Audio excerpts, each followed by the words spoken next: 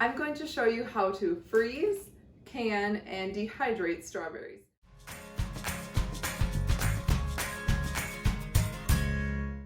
Hello and welcome back to the homestead. Today we are going to talk about everything strawberry. It is strawberry season here in Wisconsin. First few days where the local berry farms are open for pick your own strawberries, and everyone's really feeling it. Finally getting out of the house, getting out, getting some fresh air, eating some fresh strawberries. There's nothing like it.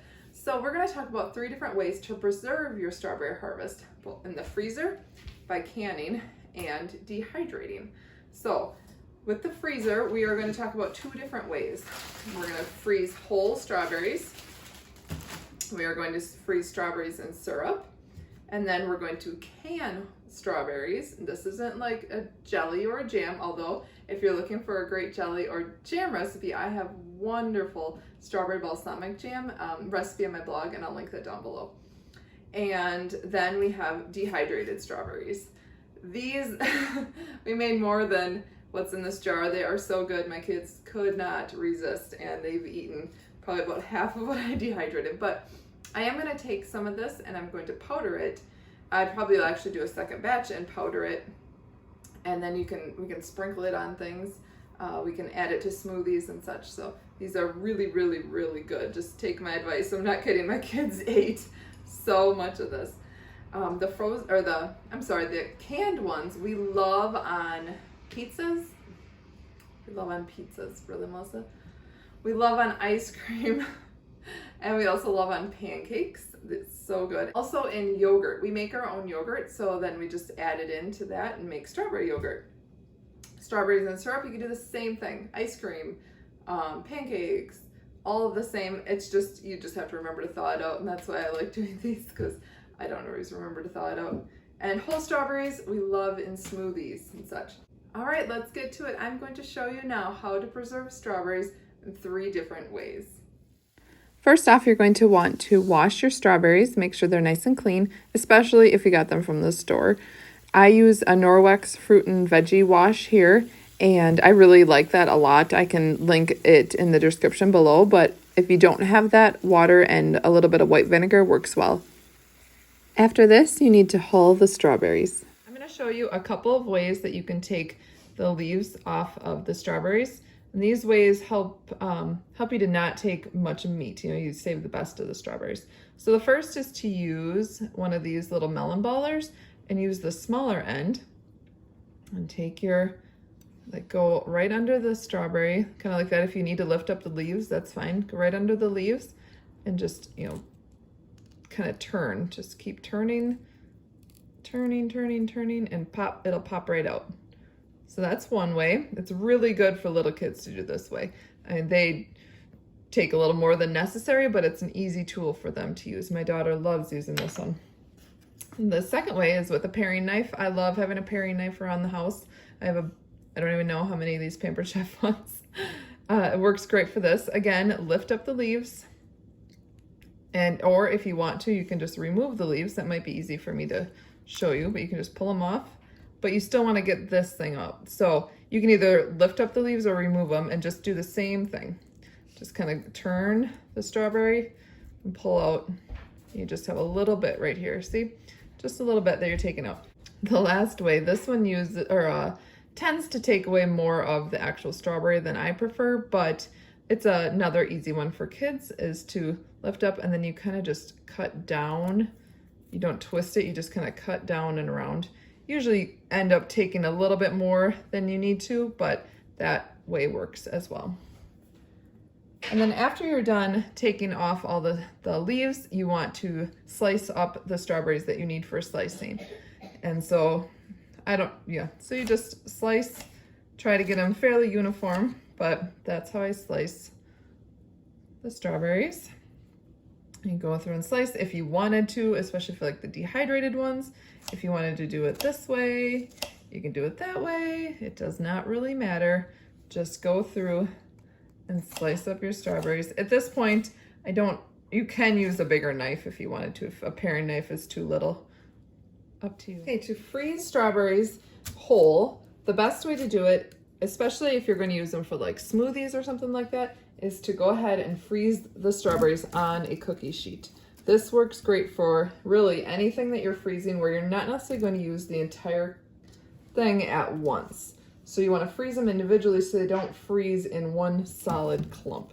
So go ahead, I've got a couple leaves on there. Go ahead and space them out on a cookie sheet. I do have a piece of parchment on here just because I want them to come off easily. This pan is a USA pan and I know it would come off easily, but I just thought it would be a good thing to show you that if you don't want to struggle with pulling them off, if you know you might not get to them for a few hours and they're going to be rock solid, a piece of parchment paper works wonderfully. So try not to get them, you can have them touching, but try to have them spaced out. And then when you're ready, you go ahead and stick them in the freezer for about an hour or longer. Just don't wait too long so that they, a couple days or anything like that, or they'll get freezer burned, but at least an hour to do a flash freeze. It's been a couple of hours actually, and these are nice and solid. So we're gonna package them up. I recommend if you're gonna be using these for like smoothies or something where you might not want to take all of them out, use them all at one time, go ahead and put them in a large zipper bag, because that way you can get into it and get out however many you want without compromising like a vacuum sealed bag. So I have this nice little holder I love using. I've already labeled my bag. It's much easier to label them before you have contents in them.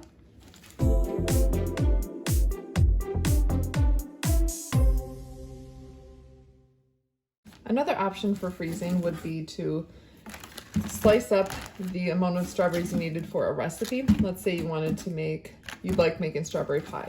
So you look at your recipe and you go ahead and, decide you need 6 cups of strawberries or whatever it is. You slice those up and freeze it like that. So then you label it strawberry pie. So when you're ready to make strawberry pie, you know that you just need to thaw that out and you are all set to go. So this is all ready for smoothies and snacking and all that fun stuff. Go ahead and make sure you get as much air out as possible, of course, and definitely do not skimp. Make sure it is a freezer bag. You do not want to skimp because you don't want to go through that work and then have it go freezer burn. So there you go. Now we're going to freeze strawberries in syrup. So you want to slice up your strawberries and then add sugar. For about every quart of strawberries, you add half a cup of sugar. You can add less if you want to. This isn't, it's not like an exact science for this one. And then put it in a freezer safe container and leave just a little bit of room just for a little expansion. It doesn't expand very much, but like you can see here, you can push down pretty hard with them and they do just fine. And then once these thaw, it'll be a nice syrupy strawberry, really good for on pancakes and ice cream and such. Label, place in your freezer, and you're done. This is a really, really great way to preserve strawberries if you are limited on time.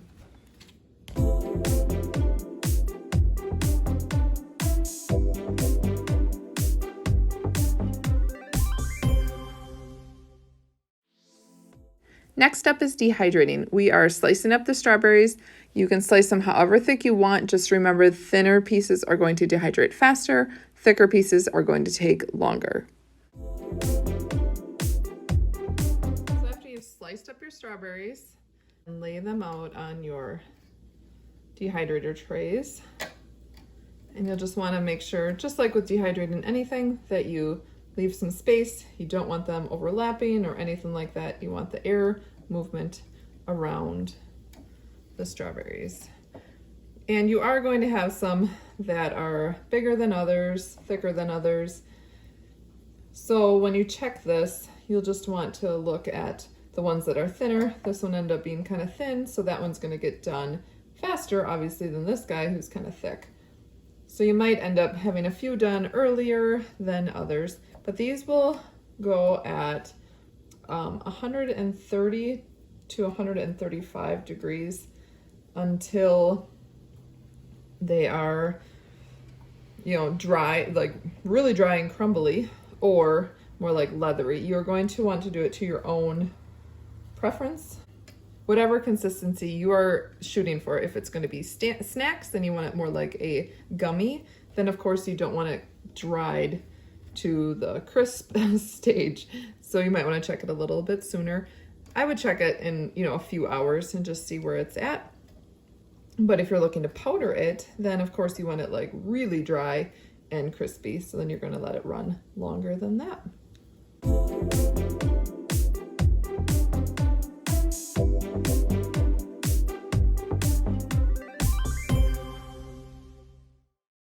And this is what they look like when they are done. I am adding them to a mason jar with a tight-fitting lid. You can put them in a Ziploc bag. Just make sure it's, tight-fitting, whatever you put it in. And if you want, you can get one of those desiccant packets, and that will help take out any moisture that might be left and cause it to mold. But that's all you have to do. Next, we'll be making canned strawberries. For this, you need 16 cups of strawberries. You can have them quartered or halved or whole. It's up to you. I slice mine. And 2 to 3 cups of sugar. So dump in 2 cups of sugar. Go ahead and mix that together.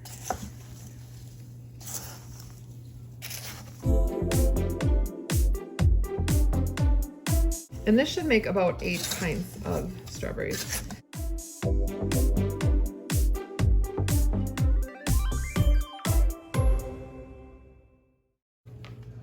Once it's all mixed together, you cover it and let it sit for 5 to 6 hours.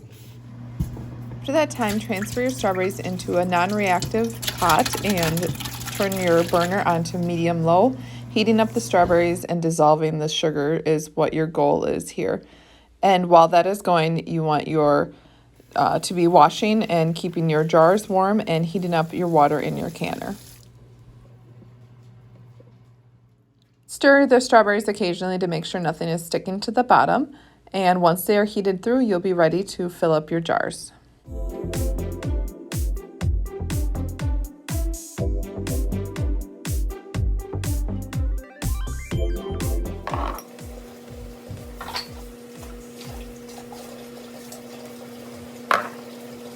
Once your strawberries are heated through, gather your clean and warm pint or quart jars. This will make 8 pint or 4 quart jars. My recipe actually only made 7, so around there. And you'll fill them up to 1/2 inch headspace, making sure to remove any air bubbles and then adjusting headspace with the liquid left over as needed. If you're looking for more information about canning, I have a course on water bath canning. It explains all the steps necessary, all the equipment you need, all the safety that you need to be concerned about, everything that you need to know about water bath canning, and I will link that down below.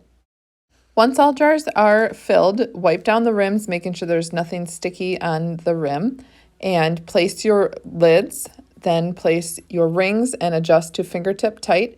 And once the water is up to a boil, you will want to process these 10 minutes for pint and 15 minutes for quart. I hope you enjoyed this video, and I will see you in the next one.